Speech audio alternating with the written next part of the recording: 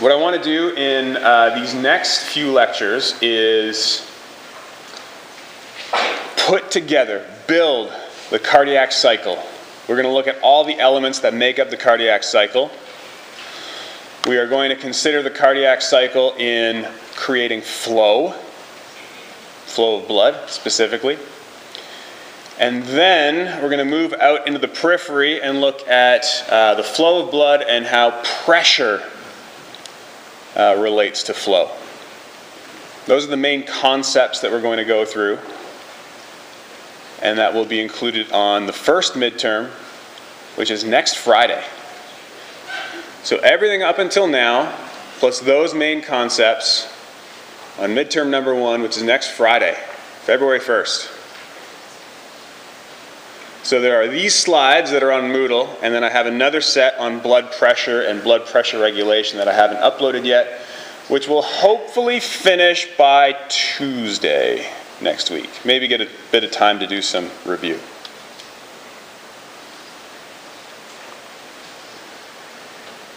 So what we want to do in this section, specifically related to the cardiac cycle, I am not going to spend a lot of time discussing the electrical events in depth.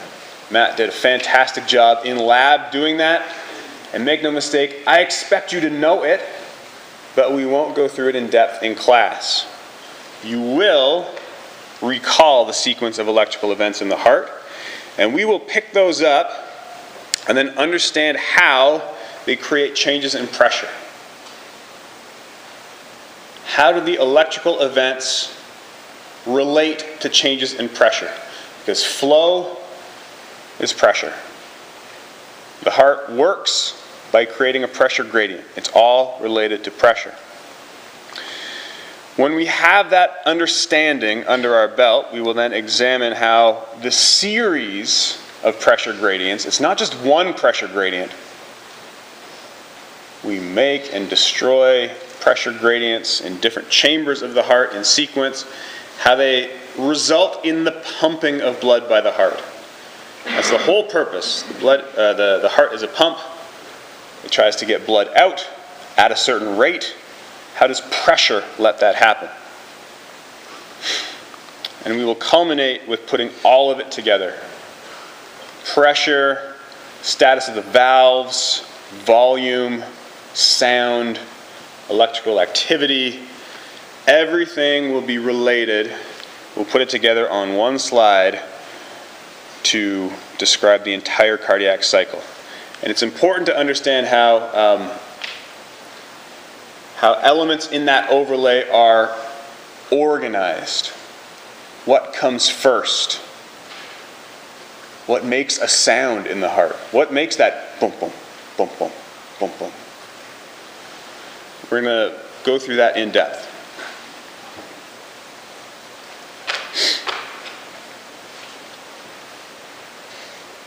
Now, I said I'm not going into detail, and I'm not, but briefly, cardiac conduction. Briefly. Your heart does this so the defibrillator doesn't have to. Briefly, cardiac conduction. At this point, the main elements of the heart are familiar to you. There are a couple extra lines there, but let's just forget about those for a second. The main components of the heart are familiar, and you learned in lab last week the important landmarks of the conduction system. The pathway for electrical activity in the heart is the conduction system. And it all starts with the SA node, the sinoatrial node, a cluster of specialized cells that initiates an action potential and sends it through the atria. As indicated by these arrows spreading throughout the walls of the atria on the left and the right side, those are action potentials spreading through the atria of the heart. The sinoatrial node is the beginning point, the start of the conduction system, and these signals pass eventually through the atrioventricular node, the AV node. And the AV node, as you learned in lab last week, is that relay point, the single point of passage for that signal, the action potentials to get through from the atria to the ventricles. And it's really important to understand that it also slightly delays that signal for reasons that we won't get into in this course that are a bit more advanced that we don't need to touch on. It delays the signal, but the point is it allows the passage through, and the delay creates sequence. The signal happens in the atria before it happens in the ventricles. The signal creates sequence.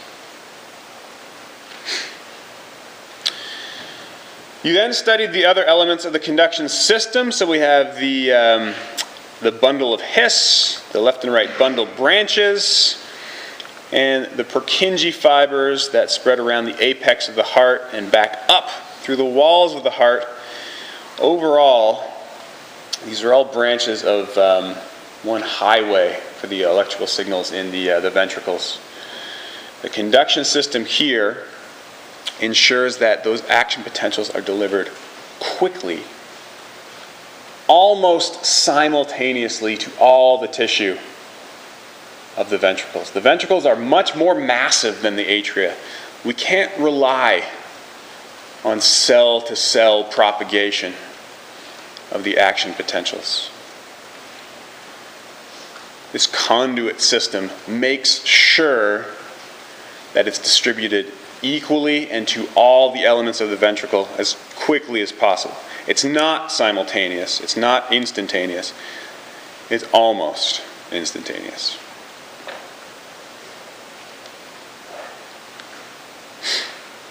And so these are the highways, but the passage of the electrical signal through this conduit system isn't up here yet. You studied that at length.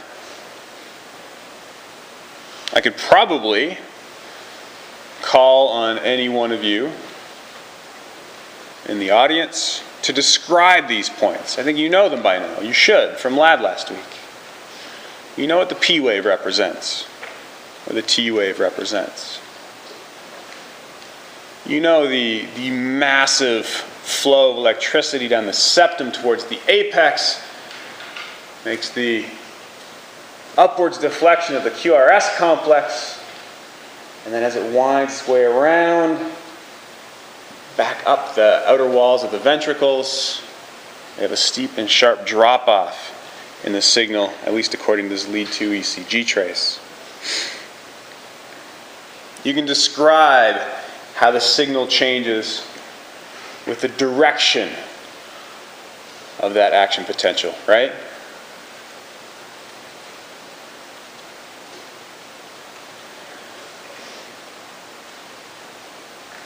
Remember how to add integers. And you saw that fantastic walkthrough in lab.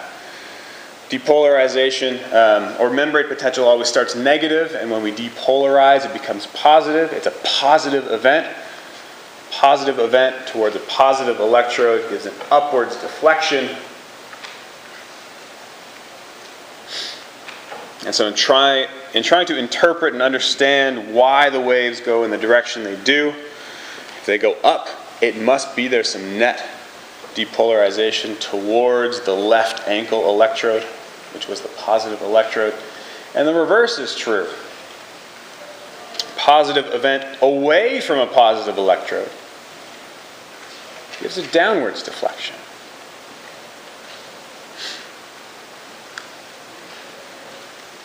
Note that away from a positive electrode is the same thing as towards the negative electrode in this case. Depolarization is always membrane potential going from negative to positive. It's a positive event.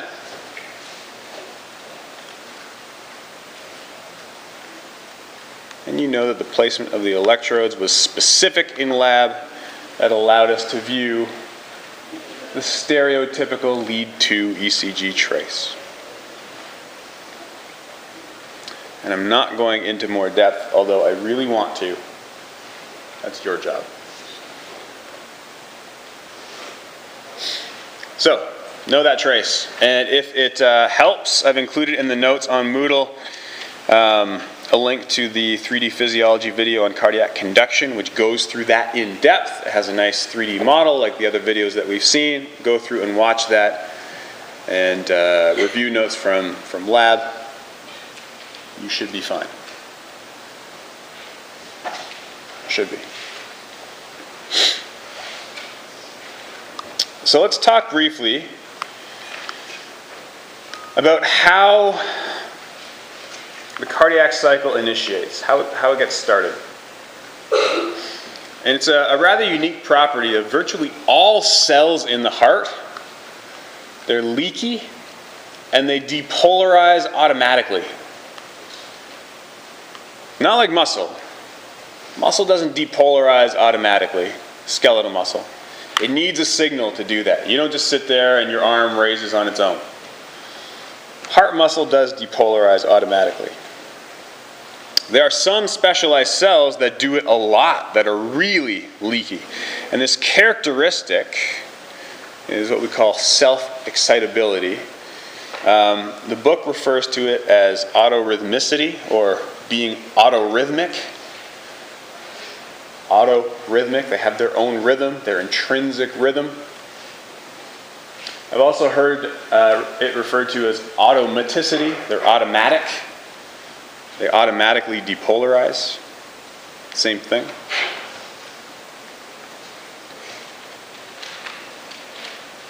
And what that describes is that there are some cells that are really good at depolarizing.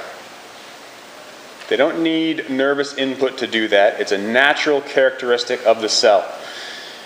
And you can see that shown in this inset figure. If you remember way back, we showed membrane potential in muscle cells, and it was largely negative, and it stayed negative. It was boring. But membrane potential in these autorhythmic cells, it's negative, but it doesn't stay negative for long.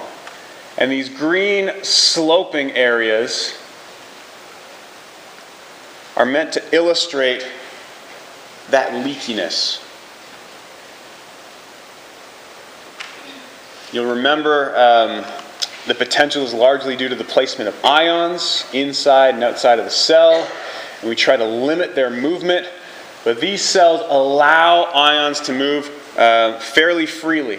And as those ions leak out, we'll eventually again reach a threshold where an action potential is generated. We see this large spike indicative of the action potential that returns to normal through the pumping mainly of sodium, potassium, ATPases, and other ion channels. And this repeats over and over again. Membrane potential is brought back down, but the ion leak still occurs, and we get this regular pulsing. Regular pulsing, regular action potential generation. All cells, virtually all cells in the heart can do this, but some clusters of cells are really good at doing this. The SA node is a cluster of those cells. The AV node is a cluster of those cells. They're really good at being leaky. They're really good at generating regular action potentials.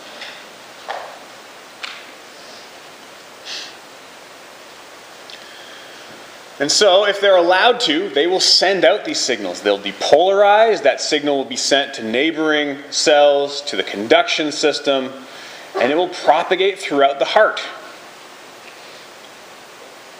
This is the reason that you have a regular heartbeat. There are some cells that are particularly good at being leaky that always initiate these potentials that cause your heart to beat.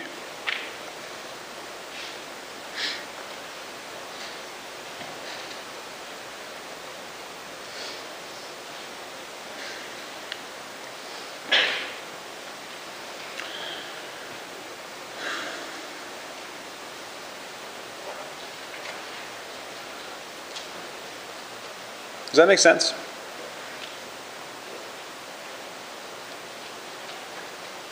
So I want to add another layer to it, but I don't want to if it's still somewhat complex. Cells are good at being leaky. Some are more leaky than others. That is, they depolarize more quickly. I'll leave it at that for now. This last point seems a little out of place now that I think about it. This is actually an error that they had in the slides that I was using to set up this section. It started as cardiac muscle uses only anaerobic respiration and creatine phosphate, which is absolutely not true. It's the opposite. The heart is very aerobic. It uses a ton of oxygen. If there's ever a blockage in the coronary arteries, that's why it's a big deal if the oxygen supply is ever disrupted. Because of this regular pulsatile contraction, they need a constant input of oxygen in order to maintain the energy demands of the heart. So cardiac muscle generates virtually no ATP via those sprint pathways, by glycolysis or via creatine phosphate. It's all aerobic.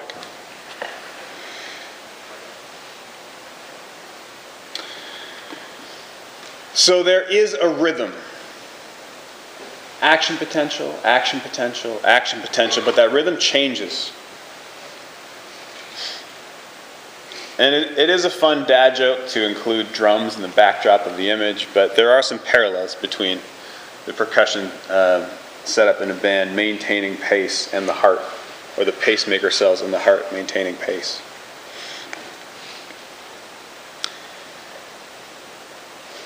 There's a regular rhythm that can change. We're going to go in depth at those, looking at the factors that can make the heart rate change.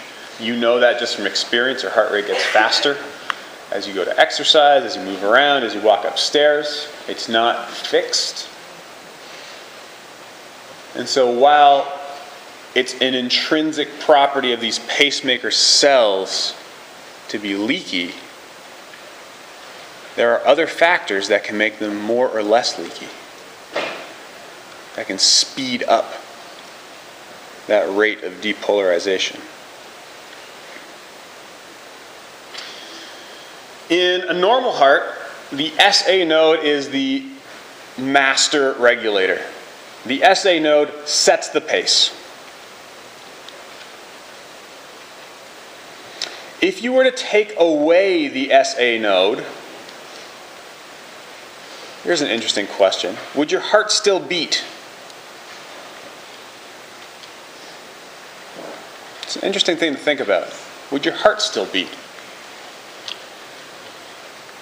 Surprisingly, perhaps, it would. Your heart would still beat. It would just beat more slowly.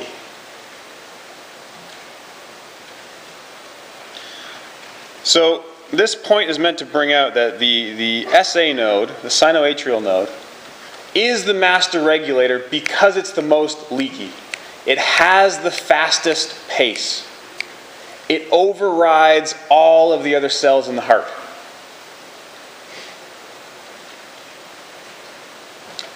But if you took that bunch of cells away, the heart would still beat. It would just beat based on whichever group of cells depolarized the next quickest, which had the next fastest intrinsic pace.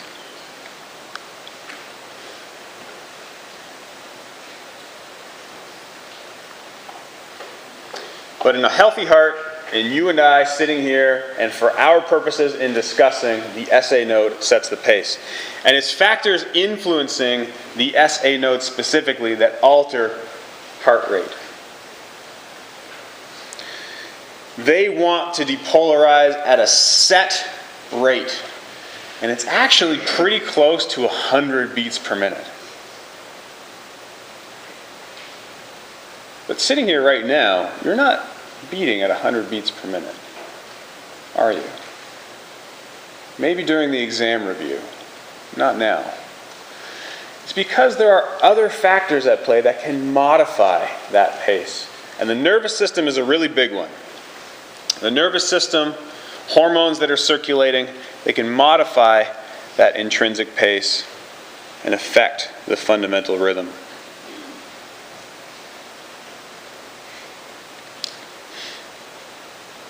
So the external factors are coming later, but I want you to know that they're connected. There are inputs that dictate heart rate. But the SA node, as far as we are concerned, is the thing that initiates the signal. It is the spark.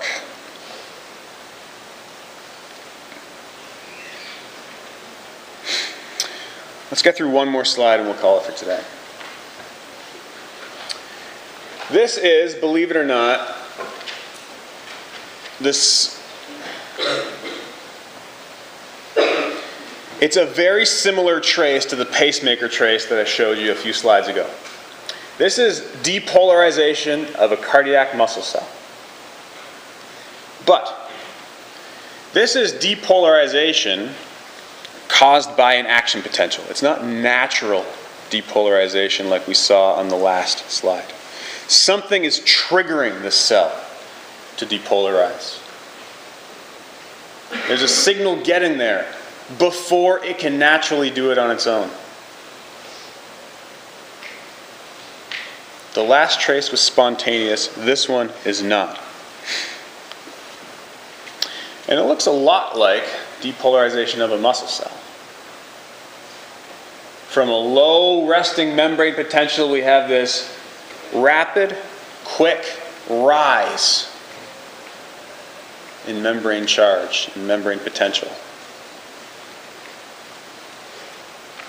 This should all feel like review. We did this at length last semester. This rapid rise in membrane potential caused mainly by influx of sodium.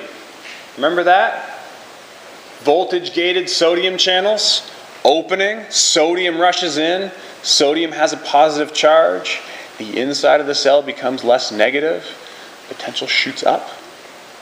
All that good stuff happens here in the heart as well. So something initiates depolarization, and as long as the potential remains at this high level, the cell is depolarized. And in cardiac muscle cells, it stays high for a while to make sure that the muscle contracts. This plateau phase is maintained purposefully so that the muscle can contract. As calcium is released from the sarcoplasmic reticulum, calcium has a very positive charge as well. Balanced by potassium leaving the cell so that the potential doesn't change. It stays relatively stable. And staying stable is what allows the contraction to occur. Calcium, that feed-forward signal that initiates contraction. Importantly, contraction happens very quickly after depolarization occurs, but not at the exact same time. There's a bit of a lag. You'll recall excitation-contraction coupling that Matt went over last year. So throughout this entire time, the muscle is squeezing, it's shortening to do something. We don't know what that is yet, but the heart muscle is contracting until it reaches the end of its contractile cycle, and then the cells repolarize. Just like the normal progression through any other cell, a nervous cell or a muscle cell, the cell repolarizes by pumping out some of those positive ions and returning membrane potential back to what we'll call normal, that large negative millivolt value.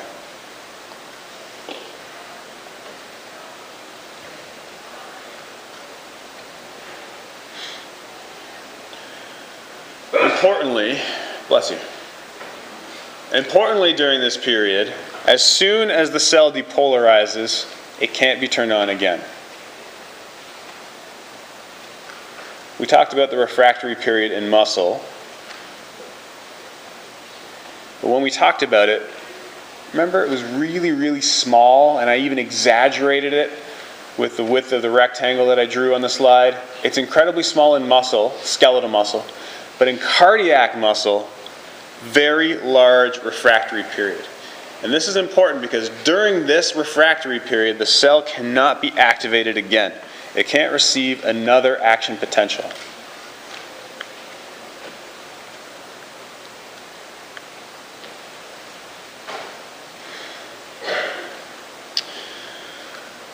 Why do we care about that? Why do we want the cell to fully contract and then relax and not receive multiple inputs? Why do we want there to be a large refractory period for cardiac muscle cells? You have an idea?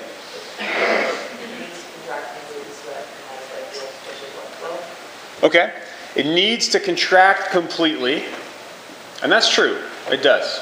It needs to contract completely. The cells around it need to contract completely, and it can't be interrupted. I think that might be where you were heading with that. It can't be interrupted. The refractory period really helps to create the ordered sequence of contraction. Action potentials flow in one direction, and they can't repeat depolarization of the same cardiac muscle cell. If that were to happen, you don't get efficient pumping of blood. If that were to happen, you would instead get quivering of the ventricles. And if you get quivering of the ventricles, do you know the name for that? That happens sometimes. Palpitations is a good word. It's not so much quivering. Those are like random pulses, palpitations and flutters. But what's the vibration, the quivering of the ventricles? Arrhythmia would lead to this. Yeah? You need to use one of the machines that I showed you at the start of this slide set.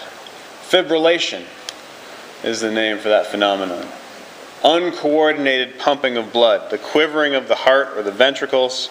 It can happen in the atria or the ventricles. Disorganized contraction resulting in no blood flow. That's bad. We want organized blood flow.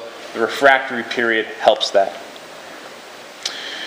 Let's leave it there for today. We'll come back with the cardiac cycle, the 5 elements of the cardiac cycle, and put together that big diagram.